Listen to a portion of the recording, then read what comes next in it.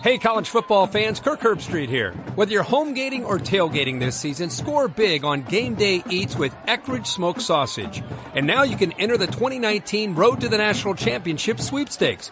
You can join me at the College Football Playoff National Championship in Santa Clara, California for a chance to throw to win $1 million. To enter and learn more, visit EckridgeFootball.com. No purchase necessary, void where prohibited. Sweepstakes ends 12/20/18. Contest rules online.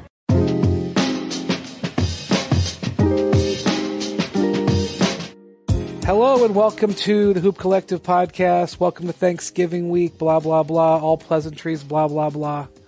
Hope everybody enjoys their travel, blah, blah, blah. We've got, this week we've got in Texas, just completing the old Texas Triangle, which I thought never happened anymore. But then again, the Warriors just went and did the Texas Triangle, and they, in good old-fashioned form, got beaten all three stops in Houston, Dallas, and San Antonio. And joining us from San Antonio is our Warriors beat writer, Nick Friedel. Hello, Nick. How are you? Hello, guys. The Warriors' week from hell is officially over, and I think everybody is better for that. You're like the angel of death. Every team you cover stinks. It all feels very familiar when things start to go bad. That's right.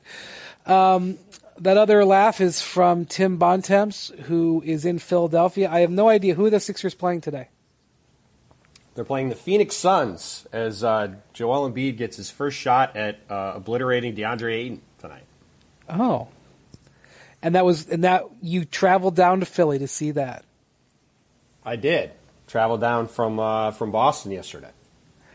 Where the Celtics are having some issues, and we will discuss that in a minute. Also joining us, just a few. Joining us in Los Angeles and running the show is Andrew Hahn, and we've got Kyrie in Bristol flipping the switches. So Nick has a flight back home. I'm sure you're looking forward to get back to the West Coast. But so before we lose him, I just wanted to talk about the Warriors. I thought it was interesting last night that they were talking about not having their joy, because I feel like when they play with joy, it's one of their great weapons. And, you know, they're also missing two All-Stars right now. And I'm really kind of worried about Draymond's toe injury, because when I hear toe injury, it's kind of like hearing hamstring injury. Toe injuries don't go away very fast. And I don't think they've said a whole lot about it, so maybe you can shed some light on that, Nick.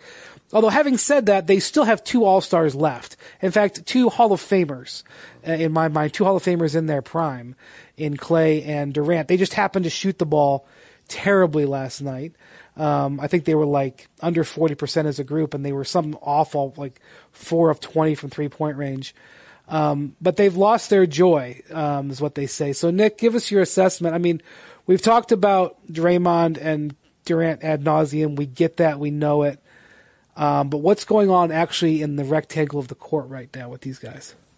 Well, they're not getting enough space to make shots, and when they do get open looks, they're missing. I think in the last 3 games in this Texas Triangle, they were 18 for 77 from beyond the arc. And we're so used to seeing the Warriors bounce the ball all over the place and get open looks, and it's just not the case. Durant made the point that they're still trying to work newer players like Jonas Jerebko and younger players like Looney. Like Jerebko is playing a lot bigger role than they ever envisioned. I know it's because of injuries, but man. Absolutely. But, you know, Damian Lee, a two-way guy, was up over the weekend here.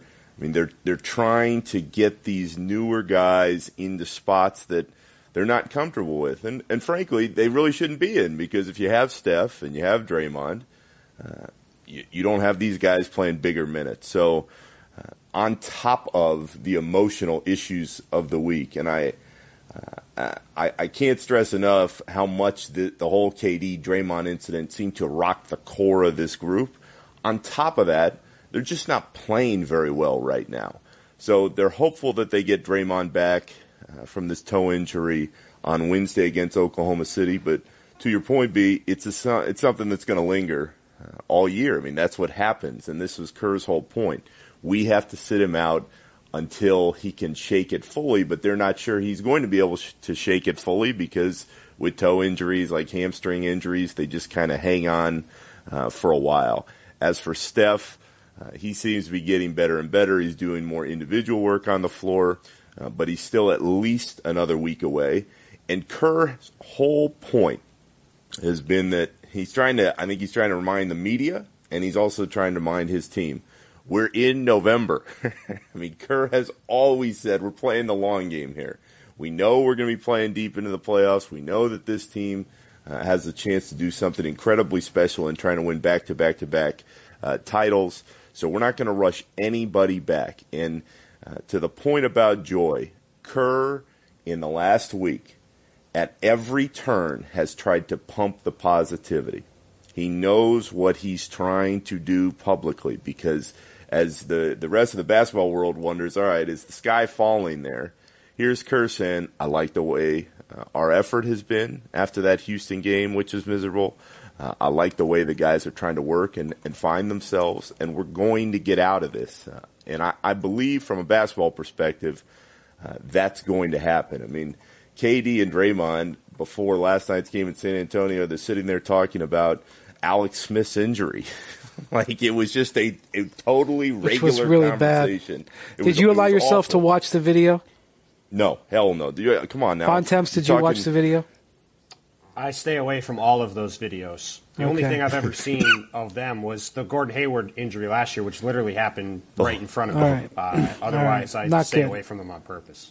Come on, B. You're talking to a guy who had a tib-fib injury himself playing football. You did. Snapped my leg in half. I didn't know that. Oh, yeah. I know the story. Oh, God. My two buddies on senior night, they missed their blocks, and our running back, Pooh Bear, he fell into my leg, and instantly it's gone. So I want no part of watching that stuff. But So Nick, how bad was that recovery? Was your senior year? So you were like in a cast your whole senior year? No, they put a rod in. They put a rod in, and that was that. I mean, I was able to walk like a few weeks later. Wow. I never did the cast, but then I got to Syracuse, and I would wake up at 8 a.m. for my class freshman year, and I felt like there was an echo in my leg because it was so cold and the rod wasn't feeling great. So a couple years later, they had to take the rod out, but it was not the recovery that it might have been for Joe Theismann 30 plus years ago. But anyway, yeah. On a broader note, I did not know that. I'm so sorry to hear that. there is some normalcy, as much as there could be a week later within.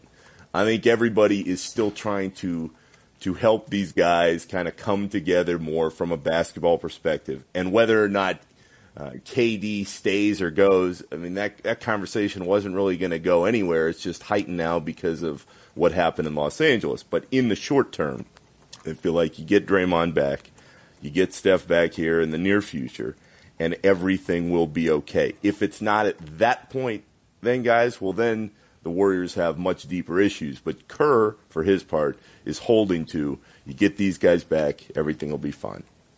Tim, you know the Warriors really well. I wowould say that watching them play, just like in the game in Dallas the other night, I mean, Durant had a 12-footer from, the lane where he was squared and he just was short. And then Clay had what, Nick? Maybe a 15-footer from the baseline. Again, perfectly squared. And either of those shots go in, they may, force overtime and or win that game. Like, I'm in agreement here. I mean, I think they've got long-term issues with whether Durant wants to stay, but in terms of like getting out of this funk, I don't know. You guys tell me. I don't think them losing this 3 games is a direct line because of Draymond's issues. No. I just think they're in a slump right now. But Tim, what do you think? The Warriors in the Steve Kerr era are 254-47 when Steph Curry plays. I believe they are now 22-22 when he doesn't. That is There's a stat. The problem. That is the problem with the Warriors. Steph Curry is not healthy. You mentioned it before I took this job. I was out in the Bay the last 2 years. I watch this team a lot. When Steph Curry plays, they are the greatest team I've ever seen. When he doesn't play, they are a pretty boring team that has is very uneven, particularly on offense, and is prone to funks like this. And this is what they are. Curry is the thing that makes that team go. And this also goes back to something I've said since the summer, which is that I believe the DeMarcus Cousins signing was a mistake. I thought that was the case this summer. I think it's the case now. The reason why is something you said when you were talking to Nick, when you mentioned Jonas Jerebko is playing a bigger role than the Warriors ever envisioned. Frankly, he really isn't. He's playing a little bit larger one because Draymond's hurt, but he has to play a lot for them because they don't have any depth. You look at their bench, Alfonso McKinney was their 8th guy until he got hurt. Alfonso McKinney couldn't play for the Raptors last year. He played, but they didn't think Jerebko was going to be starting.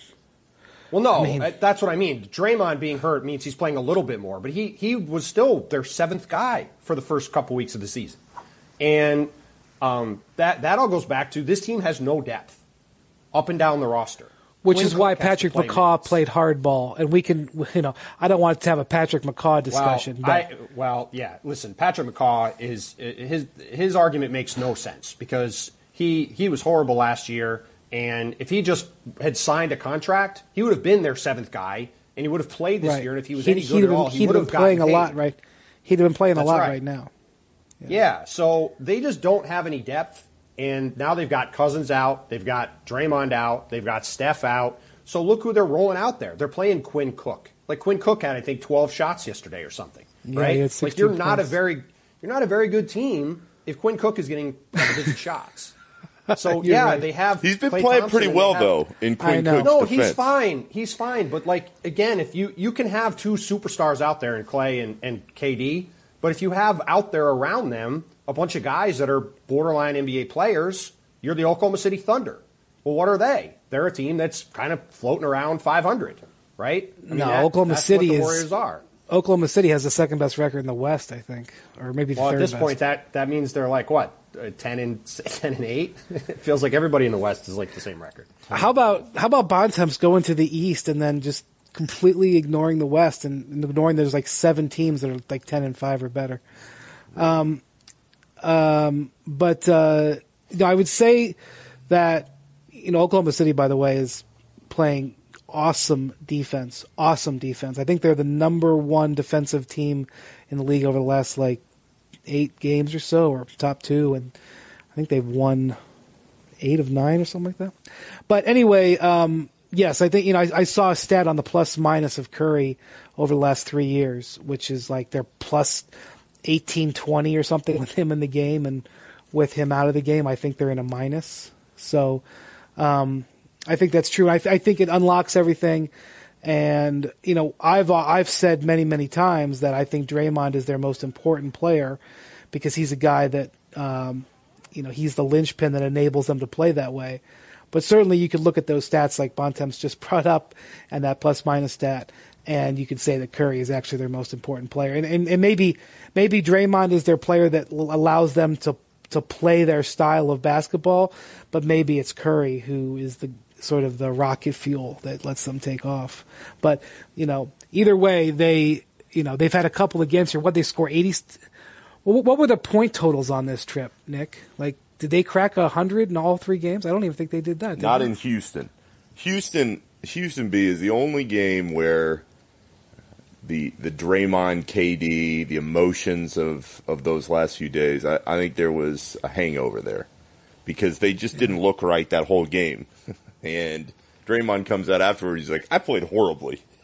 so he knew it. But in Dallas and in San Antonio, they had chances to win those games. And I believe the offense, I think they cracked 100 both times. But they don't look like they have any kind of rhythm right now. And it all ties back into, you brought up the joy factor. The craziest part about all of this to me is 2-3 weeks ago, they're all talking about players, coaches, how much different this season is. The start of this for season sure they were last season. Yes, that was like what they had rediscovered. I was talking about it on SportsCenter, like they've re-weaponized joy, and now it's just so it's everything's fleeting, everything's sensitive. All right, so let's talk about a troubled team a little bit in the East, a good troubled team in the East, which is a team that Tim has been around with, the Celtics. They had a great win over the Raptors. Was that on Thursday night, Tim? Friday night. Great win over the Raptors, a really high-spirited game. Really needed it. They were down, and they came back and made it happen. And, Kyrie had been playing great. And then they had a loss to the Jazz on Saturday. And, Tim, you were at the game, and tell us what happened afterwards in the locker room. I think they only scored 86 points. They scored 86 points. In the fourth quarter, Brad Stevens, fed up with his starters, put in Brad Wanamaker, Daniel Tice, Gershon Yabusele, and I can't even remember who the fourth guy was. Oh, Semi Ojeleye. Was it still a game at that point? Was it still a game at that point? It was close enough that the Celtics could have maybe come back. I mean, I was at the game in Phoenix the week before when they were down by, it's Phoenix instead of Utah. Well, that was an outlier, but yes, true. They were down by about the same amount with 9 minutes to go and came back and tied the game, went to overtime and won. So it was like a 17-point game with 9 minutes to go. So unlikely you come back, but you at least have a chance. But Brad Stevens puts those guys out there with Kyrie Irving for the vast majority of the fourth quarter. Then after the game, Brad Stevens, who never says anything, accuses his team of not having any toughness and says that, basically, pins confidence issues on some of his guys, saying that they need to just focus on, doing the little things instead of worrying about shots going in or not, which was a pretty direct shot at Jaylen Brown in particular. And then Kyrie Irving in the locker room. Why? Why was that shot? Because Jaylen Brown has been horrible, for one thing. He's shooting 36% from the field and 27% from three. He'd gone 2 for his last 18 over the Raptors game in that game, and he has generally just floated around and looked disengaged because he appears to have his head down because he's missing a million shots. And then after that, Kyrie Irving in the locker room, attacked the Celtics young guys, specifically called out Jason Tatum for, on the first possession of the game, setting the tone by getting Derek Favors in a one-on-one matchup on the perimeter, saying he expected him to drive. Tatum instead shot a 28-footer, saying that the young guys on the team were a year younger last year, are trying to basically show they're better players this year and trying too hard and pressing too much.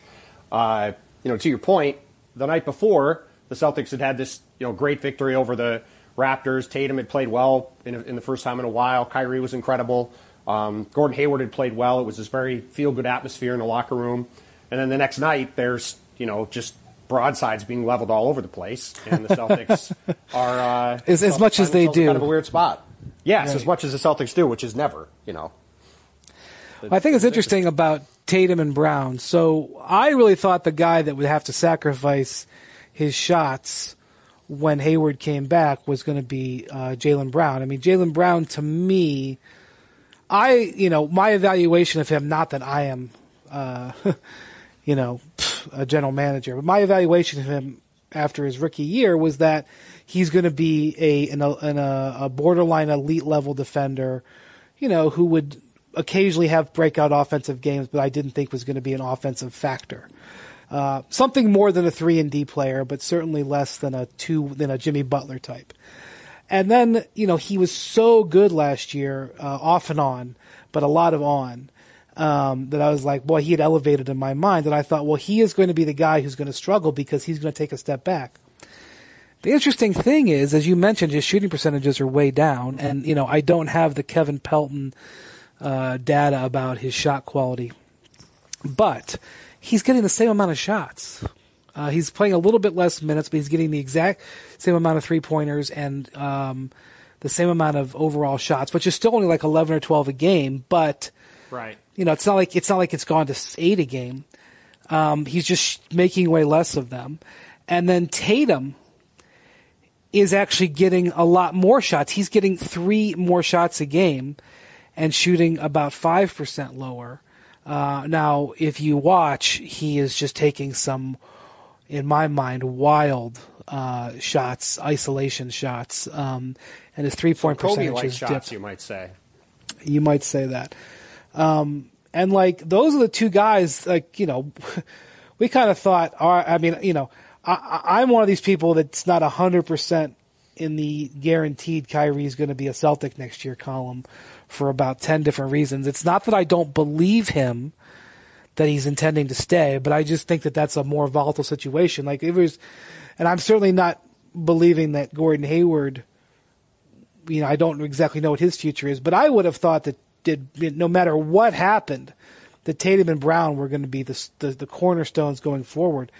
And now I'm like, these guys got to play better. You know, they lived in this sort of expectation-free world last year where they just were overachieving almost from day one, and that they just blew us all away. But now that we look at them as like, you know, I was thinking Tatum was going to make the All-Star team this year, and I thought that Jaylen Brown was going to be a contender, and they are not playing like that right now.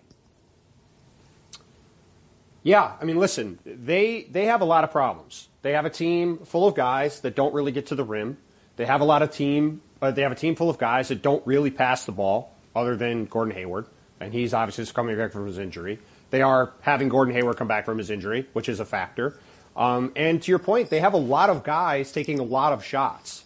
I think if you look at their team, they have 6 or 7 guys averaging at least 8 or 9 shots a game. Let's take a look. Let's go right down the list. Kyrie Irving, 17 a game. Let's see how that ranks to years past. To years past, last year he averaged 18 a game. The year before in Cleveland he averaged 20. So it's slightly down, but he's averaging 17. Tatum, as I mentioned, averaging 13 up from 10. Al Horford averaging 10. Jaylen Brown averaging 12. Gordon Hayward averaging 9. Boy, let's see what that was down from his Utah days. He averaged 16 his last year in Utah. That's way down. Obviously, he's coming back. Marcus Morris averaging 10, which seems like too many to me. Marcus Morris is shooting 50% from the field and I think 48% from 3, and the Celtics still have a terrible offense. Right. He's actually shooting less than last year. He is shooting 46% from 3, but very good, averaging more than 2 makes a game. The other night. Yeah, averaging 2 makes a game. And Terry Rozier, ballpark, right? Averaging just under 9 a game, which is also down from last year. He's only shooting. I did not realize how he's only shooting 38% or so. 36. 37. I'll bump it up for him. 37%. Yeah. I mean, they have a lot of guys that aren't shooting well. And here's the thing. If you watch a Celtic game, they take a lot of bad shots. They take a lot of mid-range shots. They take a lot of threes. They never, I mean, not that a lot of threes are bad, but they take some contested threes because a lot of times, because they can't get to the rim, they're kind of passing the ball around and then jacking up a shot later in the shot clock, and it's not a quality look. And that really is what a lot of this to me comes down to, is they're not getting good enough shots. They rank 27th in the league in free throw attempts. And that's even up. I think they were 29th before they had a big surge at the end of the Raptor game. I think shot like 27 or 28 in the overtime game, and that bumped them up a little bit. But they don't get to the line. They don't get to the rim. And so they just don't get a lot of efficient shots, and then they have a lot of guys who aren't shooting well, and that adds up to them not being a very good offense. And I made the Kobe joke before because Jason Tatum this summer went and worked out with Kobe for a while, and you watch him play now, and he's not passing the ball. He's not creating shots for other people, and he's taking a lot of inefficient mid-range shots that are not very good looks, and a lot of them he's taking Kobe shots. That's what he's taking. He's taking Kobe shots. So, I mean, look, the Celtics have a lot of talent, but I look at the mix, and I don't really see where the offensive improvement is going to come from. And, for all of the expectations that this team had, I know we're not quite at 20 games yet, but we're still at 16 games with them, and they're 24th or 25th in the league in offense. I mean, at some point, the numbers are what they are. And some of these guys got to shoot better percentages. Some of these guys got to shoot better percentages. Which will help, but Marcus Morris is also probably going to shoot 30% at some point for a month, too. That's true. Marcus Smart, by the way, his shots have cut in half. What was that, Nick? I know they're having problems, and I know they haven't played to the level that I think we all expected to start the season. But as I watched that game the other night, the end of that Raptors game, the thought in my head was, here is the Eastern Conference Finals. And if it's my money and I'm putting it down on any team in the East right now, I'm still putting it down on Boston. because I believe Brad Stevens will figure it out. I believe the players that we've just rattled off, especially the younger guys who haven't shot very well yet, will come together. If Kyrie stays healthy, and we all know that's a big if given the last few years, but if he does, he will help guide them offensively during those postseason stretches and during those big games. So I know there are a lot of people that are wavering on the Celtics' viability long-term this season. I'm not. I think they're still the team to beat. I like Toronto a lot, especially if Kawhi can stay on the floor and play the way he's been playing. But to me, it's Boston, Toronto, and then there's a gap between everybody else, like the Phillies or the Milwaukees. So that's a fair point. Because Kawhi, I was going to say, I'm taking the Raptors because Kawhi was so far and away the best player on the court the other night, it wasn't even funny. And in a 7-game series where he can play big minutes, like, if he's that level of player, the Celtics, for all the talent they have, they don't have a guy close to him. And they couldn't stop him the other night. I mean, he was just unbelievable. That was all I was going to say. So I will point out, I think both of you guys made good points there. As you guys know, I've been infatuated with the Raptors. And that game the other night, Danny Green fouled out. How much time was left in that game? 3:48 or so. That was a huge moment. 35 seconds by Tom Washington. Both terrible calls. Well, whatever. The calls are the calls. But losing Danny Green was huge on the stretch. If they keep Danny Green, I think they win. And then also Siakam fouled out in overtime. Everybody knows Siakam's like my favorite player in the league. I will point this out about the Celtics. They've played a lot of tough games. They've had a very challenging schedule. I don't have the strength of schedule stuff in front of me. So they also had a long West Coast trip. Yeah, they've already played, I think, 5 or 6 West road games. So, and their schedule coming up, which we're gonna talk about tonight's game when they're playing Charlotte here in just a second. But their schedule coming up at Charlotte, not a gimme. Knicks, Hawks, at Mavericks, at Pelicans. Again, that's Western road games, not easy. But Cavs, Timberwolves, Knicks again, Nick Friedel's Bulls. They have some games coming up that this week, for example, Monday Charlotte, Wednesday Knicks, who've lost 5 in a row, I believe. Friday Hawks. It's a chance to fatten up. That's a get healthy week a little bit for them. So the schedule, puts. Yes, Andrew. As of the recording, Boston is 10th in strength of schedule so far. So what do I know? Just saying. That's still pretty good. And I will say, Gordon Hayward, the last couple games looked much better to me, moving around the court, and he looked much better than he did even a week ago. And I think if you are being an optimist on the Celtics, you would say that 2, 3, 4 months from now, he's going to look that much better. And he is the one guy in particular that obviously, if he gets back anywhere near where he was before, that's a huge swing piece for them. All right, so tonight they're playing the Charlotte Hornets. And for the first time in 2 years of this podcast, we're going to talk about the Hornets. I'm only slightly exaggerating. But specifically, I want to talk about Kemba Walker. Kemba is having a tremendous season. I will give you some of his stats. He is averaging 29 points a game, which is far and away a career high. He is shooting 46% overall from the field. Again, career high. And we're talking 15 games, but it's not nothing. He's also taken 21 shots a game, which is far and away a career high. Shooting 38% from three-point range, which is very solid. Has been awesome from the free throw line.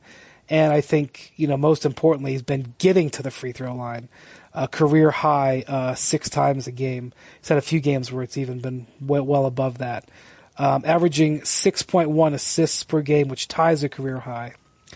The other night, he had a 60-point game in an overtime loss to the Sixers. A tremendous start to the season. The Hornets are, I think they're 7-8. Have had some disappointing losses. Lost in Cleveland lopsidedly last week. This guy is a confounding player. Bontemps, you love him as a player. You said something to me earlier that I think is interesting, so I'll let you say it again here for all the people. Go ahead. I think for the past 2 years, he's been a better player than Kyrie Irving. Come on now. Come on, Timmy. Who cares about the numbers? Who are you trusting when the game is on the line, when a big game is on the line? Kemba Walker hasn't played in a big game in 2 years. Are you out of your mind? I don't think he's only played a couple playoff games. Yeah, come on. I love you. But damn, Kemba Walker is not a better player than Kyrie Irving? Oh, no.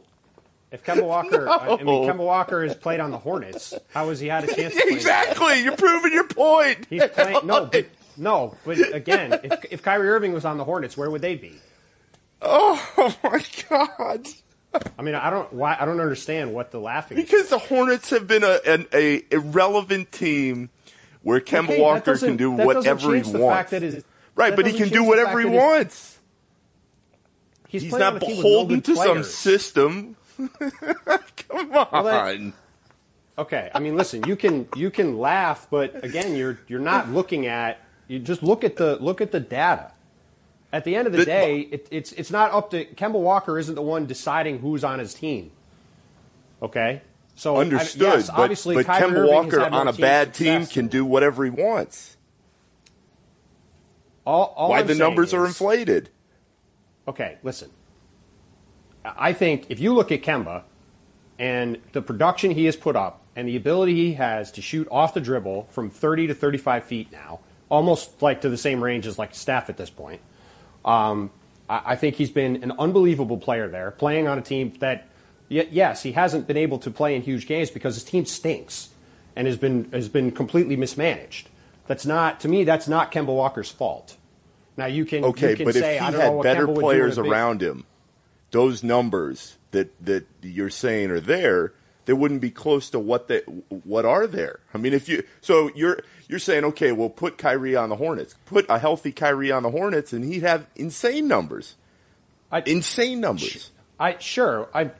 Okay. I'm not saying that I think Kemba's better just because he's had better numbers. I also don't think he's way better, like miles better than Kyrie. I just think if you look over the last couple of years watching him a lot, I think he's been unbelievable. And I think if he was on a team with real talent, they would have a chance to be damn good.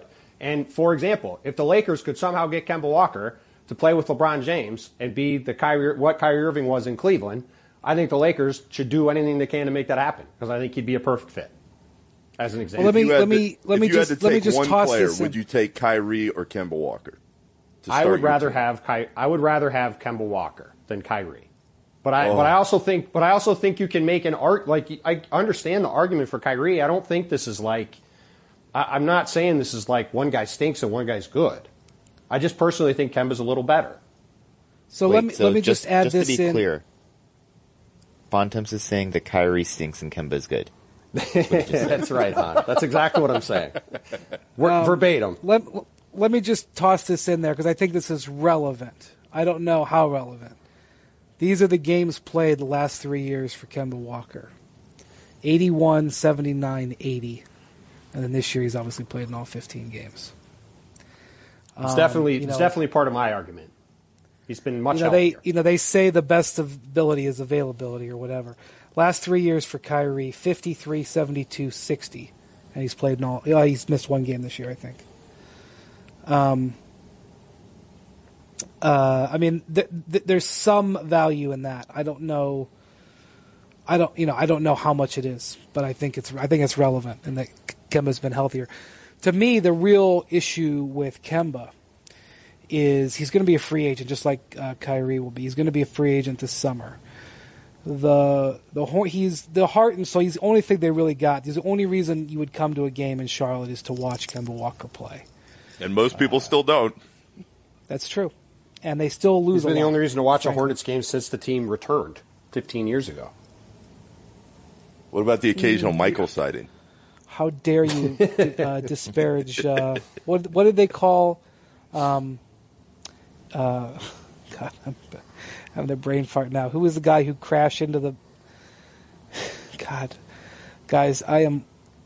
You're not really giving us much to work with there, buddy. He made the All-Star team. They the Nets traded him for Damian Lillard.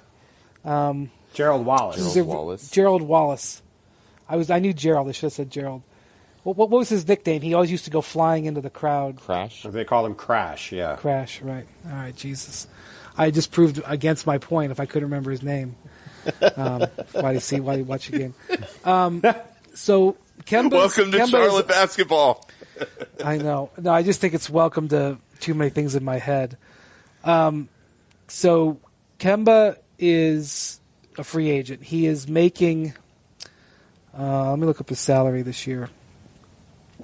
He is not a max player, and even worse, he's less than a max player signed in 2015.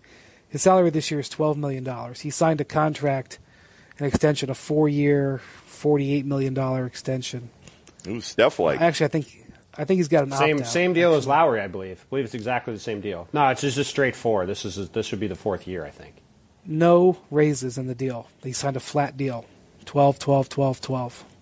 So he hasn't even gotten a raise, a contracted raise in 4 years. So he's underpaid. He's dollar for dollar one of the best players in the league, probably top 5 in dollar for dollar. There's a chance he might qualify for the Supermax, right? If they make the playoffs, he can make an All-NBA team, right? So, a lot of things are, there's a lot of factors that come into that, injuries and whatnot. I would not think that he would be able to make the All-NBA team. But if there was an All-NBA team 15 games in, he would probably be one of the guys on one of the 6 guards. I don't know if he will be at the end. He certainly right now could see that, but yeah, I think it's about the playoffs. At least he'll have a shot. Which it looks like in the East with the way some of these teams are playing early on, you'll have a shot at least. Yeah.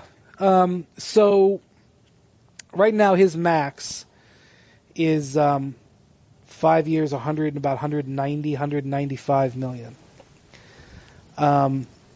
There's going to be immense pressure from the Hornets to pay that.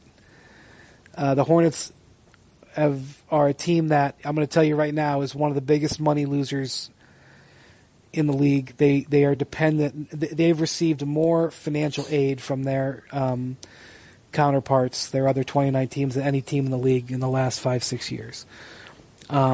They have Nick Batum, and this is one of the things why, if you're Michael Jordan, you're a little bit nervous giving out a max contract. To get Nick Batum on a max contract, one of the most questionable maxes given out in NBA history. Oh, man, how disastrous has that been?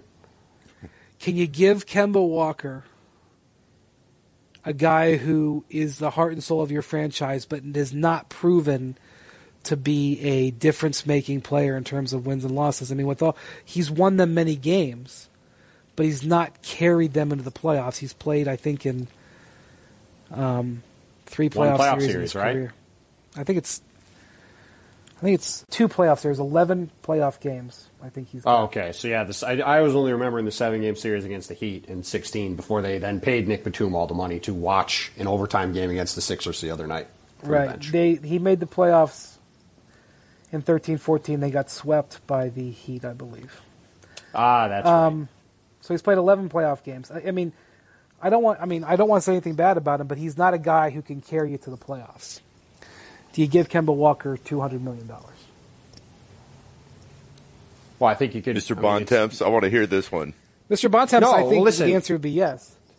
Well, listen, I would say it depends on where your team is, right? Like, does it make sense for the Charlotte Hornets to pay Kemba Walker until he's 33 for a team that clearly is going nowhere? No. That's why I wrote in January they should have traded him last year and really got a big return for him. But again, if I'm the Lakers looking for a guy to pair with LeBron, or I'm one of these teams going into the summer looking for a star player, he will turn 29.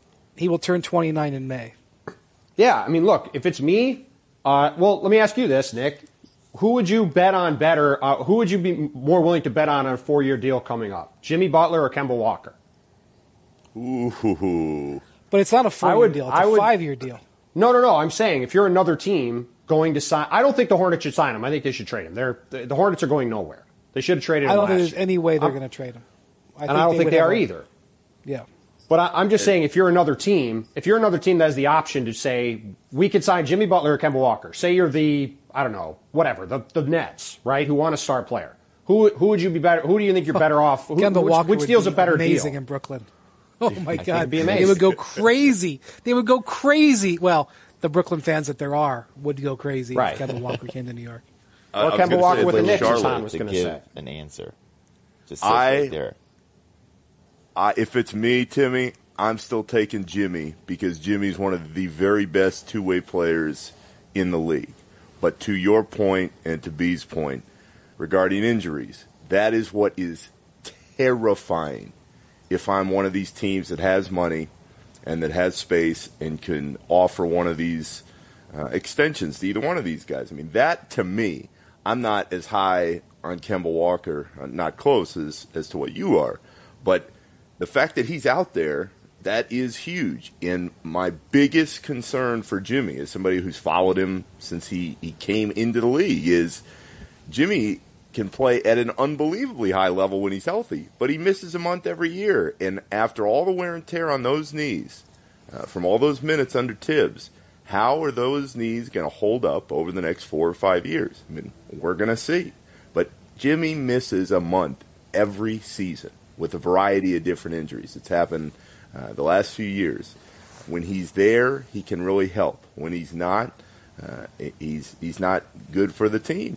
So I would still take Jimmy because I believe much more strongly that Jimmy is a much more complete player who gets you closer. But Kemba Walker, being on the floor is something that you can't take away from him, although I think on a much better team with much better players, he's not putting up close to the production that we've seen him put up in Charlotte the last couple of years. There are general managers in this league, and they would never say this with their name attached to it, but they've said it to me without their name attached to it, is that it's really hard to get difference-making play in a playoff setting from a guy who's 6 foot. Obviously, there are some outliers there, but that's one of the things that Chris Paul has struggled with at times in his career. Yep. And and people forget Steph Curry actually has, Steph Curry is significantly bigger than Kemba Walker. And Steph Curry is the greatest shooter of all time, and he's perfected an ability to get a shot off over height, the way he shoots on the way up. But I don't even think it comes down to player evaluation as much as it does, can Charlotte tell whatever fans that it is getting? I mean, what message would it send to them if they do not pay it? Because one of the things, this happened with Al Horford. So it's happened with other players too, but Al Horford comes to the front of mind. Al Horford wanted a 5-year max from the Atlanta Hawks. The Atlanta Hawks were not willing to give him a 5-year max. They were willing to give him a 5-year contract, and they were willing to give him more money than anybody else, but they would not give him a 5-year max. And so he had a handful of 4-year max offers. Could have gone to Oklahoma City, could have gone to Philadelphia? But certainly Washington, and then obviously went to Boston. And he was for less guaranteed money, but he was sort of insulted that the organization didn't give a 5-year max when he had been, the heart and soul of that team for a long time, an all-star, etc. And so in a situation like Kemba Walker, there are teams out there who are in the free agent market who will offer him a 4-year max. I have little doubt that he will get offered a 4-year max, especially for a team that ends up with a chair. When the music stops, ends up without a chair. When Durant and Kawhi and Jimmy and some other guys come off the board, and Clay comes off the board. Maybe it's the Lakers. Maybe it's the 76ers. Depending what happens with Jimmy. But there's a team that I think he's going to get a 4-year offer. But will it come down to whether or not, he wants that 5-year max, and whether or not they can commit to giving him, almost $50 million when he's 33, 34.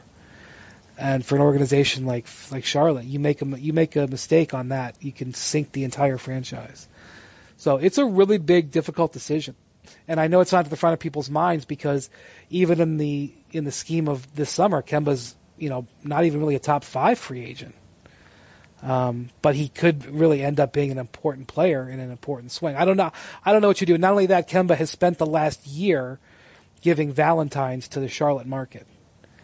Ryan, yes. This talk about Charlotte's conundrum on whether to pay Kemba the Supermax or whatever 5-year max contract sort of makes me wonder about another point guard not too far up the road. Is Washington far up the road from Charlotte or not? I have no idea. It's not far. It's not far. But there's a situation up there that's pretty bad too. So let me just tell you what just happened there. This is the producer coming in and saying, "My God, we have to get people through this podcast." And there's this Adrian Wojnarowski story about the Wizards, and you're going on and on about Kemba Walker. What the producer should just say is, Brian, enough about Kemba Walker. How about we talk about the Wizards? Because when people want to listen to this podcast later, this is going to be the story they want to talk to. So you should just say that, Andrew. Don't be nice. Just come in with the hammer. Adrian Wojnarowski has a story out that basically says that the Wizards are making everybody on their roster available. Finally! What has taken them so long to get to this point? Well, the Wizards don't ever do anything quick. I'll just say that. Well, that's true. So, Nick, what's your other than that initial reaction? What's your thoughts on that? This should have happened a couple years ago. I mean, we were talking about this before the season. I was going to say, Friedel was lighting things up on the pod before the year began. Yeah, I mean, the Wizards, they're not good enough. They haven't been good enough. I mean, you can make everybody available, but the guy you need to be willing to move is Brad Beal. And that's it. You're not moving John Wall's deal. I mean, Otto Porter, is he going to get you that much? Are you ready to move Brad Beal? That's what it boils down to for me from a distance. But this Wizards group, I mean, my God, yeah, they're not good. They haven't been good enough in several years. You've attached yourself to this albatross contract. You got to make some moves and hit the button. If I'm a Wizards fan, and granted, there are not a lot of those out there, it seems either. If you're a Wizards fan, this should have happened years ago. I mean, this core was not good enough. They had a couple of playoff runs where they were borderline. I could see why they stuck. Where they all wore black and everybody got hyped up. Big deal. Big deal. They're 5-11. Shocker. And not really improving. I mean, they've had some blips. The challenge with Tim, you know what the challenge is with trading John Wall. Yeah, I mean, look, in my previous job, I paid a lot of attention to the Wizards, obviously, and this is something people have talked about for a while. Now, I will push back on Nick a little bit. I think you can move John's contract. I think you can trade him. I think the talk that he is untradeable, I just don't really buy. What are you getting back, Timmy? What are you getting back? Well, this is what I was going to say. I don't know if you're going to get a lot back for him, but I think the comparable for this is when Danny Ferry took over the Hawks back in 2012. What was the first thing he did? He went to the Nets and he traded Joe Johnson for essentially a pick swap and a bag of balls, right? It was a bunch of expiring contracts, a first-round pick, and a pick swap, right? Right. I don't know if they got. I think they got a swap. I don't remember if they got a first, but they definitely got a bag of balls and a swap. Because all the expiring guys were not good, and it was just to balance out the money. It was Chris Humphries and Sean Stevenson. John Wall is less tradable than Blake Griffin was when he was with the Clippers.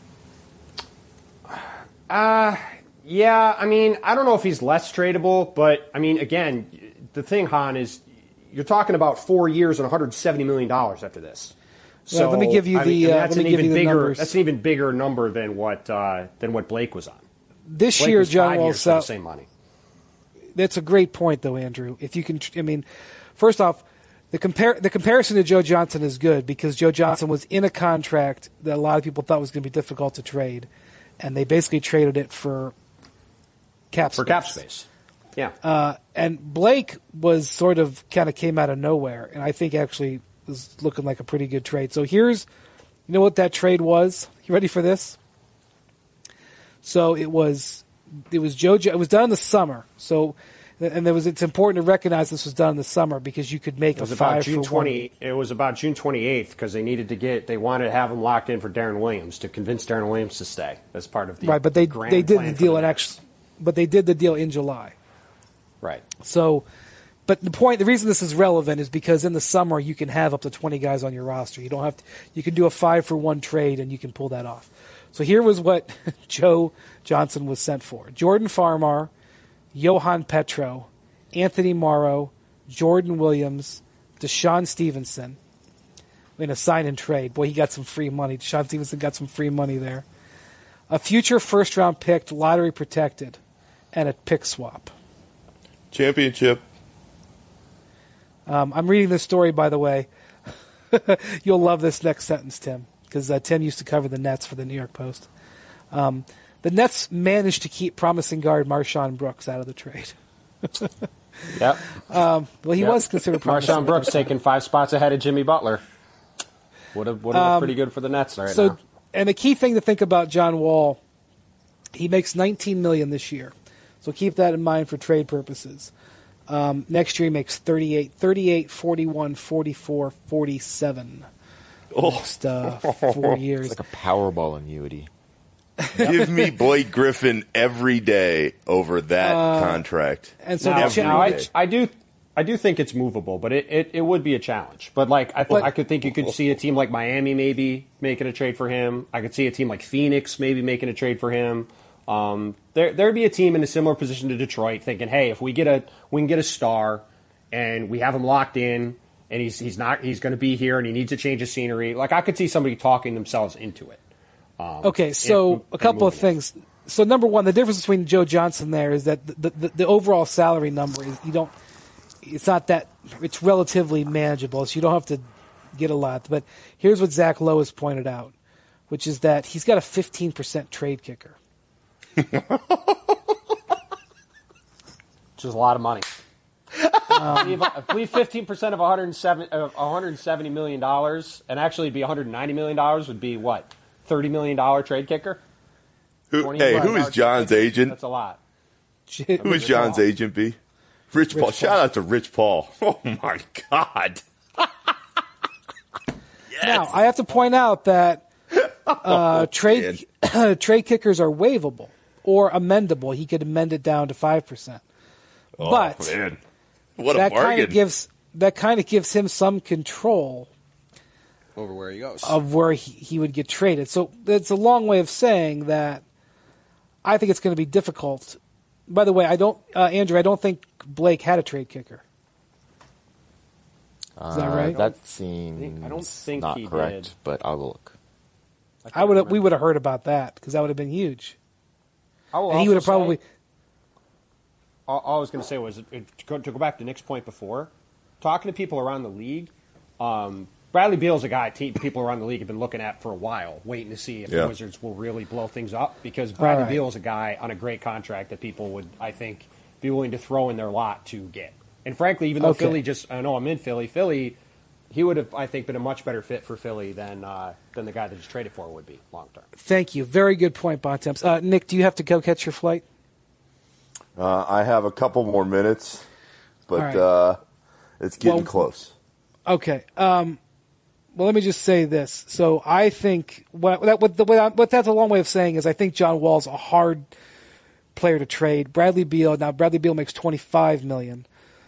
I wonder if they had made this decision, as Nick indicated a while ago, especially last summer, the players that have been traded that Bradley Beal could have been traded for, including Kawhi Leonard, I got to believe that the Spurs would have taken Bradley Beal over DeMar DeRozan. I don't know. Maybe I'm wrong. I don't think there's any doubt about that.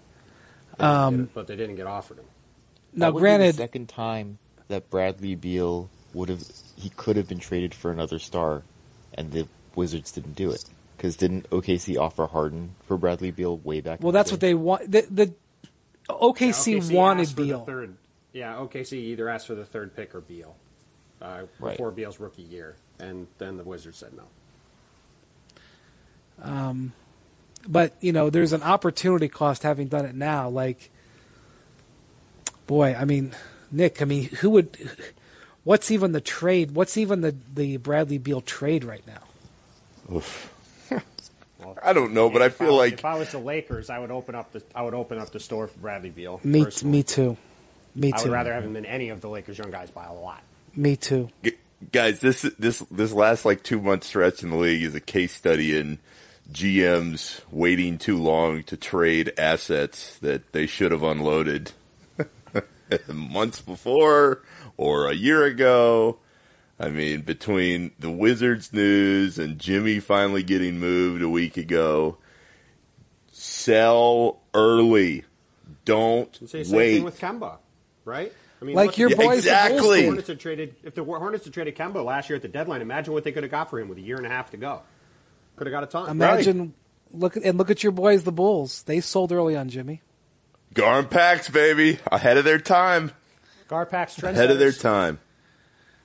You remember way back when Utah did the Darren Williams deal? They moved early on Darren Williams too. Yeah, I mean, there's something to be said for it. I don't know, Tim. What do you think of? I mean, we mentioned the Lakers. What other landing spots for Bradley Beal could we see out there? I mean, I always thought Philly was the most logical one and the one I would have thrown in my lot for. If I was them, I would have offered up the farm. Obviously now, I think that's tougher unless unless Washington's interested in Markelle Fultz, which they probably are not at that level. I think the Lakers would be an incredible fit. I would, like I just said, I'd